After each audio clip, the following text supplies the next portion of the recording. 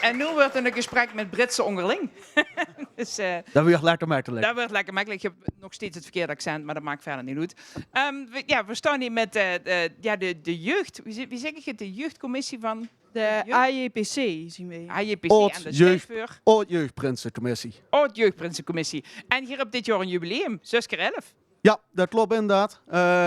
Inmiddels het 66e jaar dat we alweer een oud-jeugdprins of oud-jeugdprinses hebben mogen kiezen.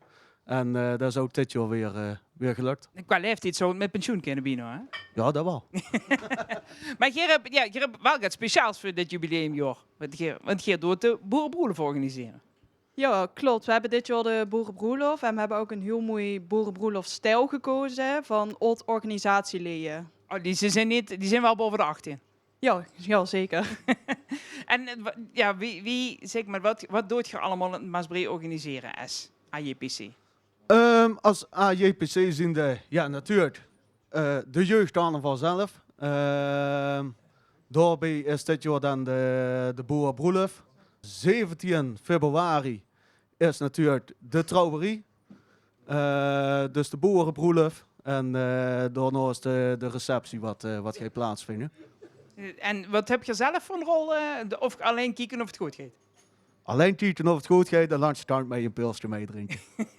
En je doet het voor de jeugd in Maasbree, maar wie gaat je de jeugd aan? Of wie doet je normaal gesproken de jeugd erbij betrekken?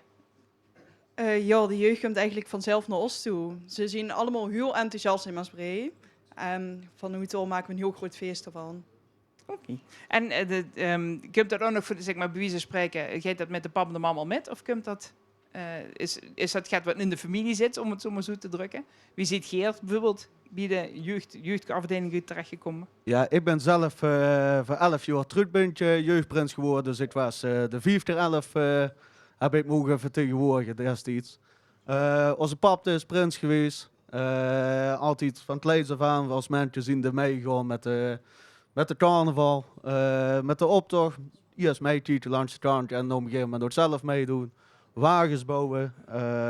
Ja, en zo rollen ze er toch een beetje in.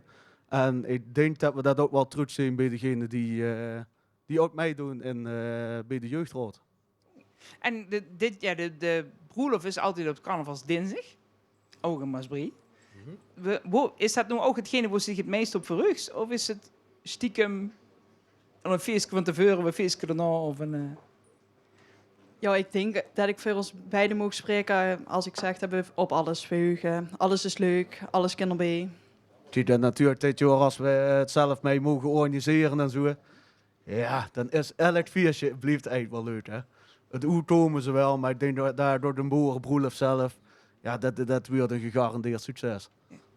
en moet van ook ergens een feestje extra promoten? Dat ze denken, ja, dat moet eigenlijk heel helder voor uitlopen om richting Maasbree te komen? Nou ja, ik zie Of moeten ze vooral doorblijven? Ik zie sowieso naar Bree gaan, want er is natuurlijk altijd verretjes gezellig. Maar er staat wel een druk programma voor de boeg. Op 6 februari is het toekomen van de Holle Hoep, de Tierteprins, in het Maafcentrum. Daags erop, 7 februari, is de Britse boetezitting. Waar ook menigeen wat hier staat, ook door langs komt. Er is beer, dus bakken, is er. Ja, en op zondag gaan we natuurlijk ook weer de receptie van jeugdprinses Put.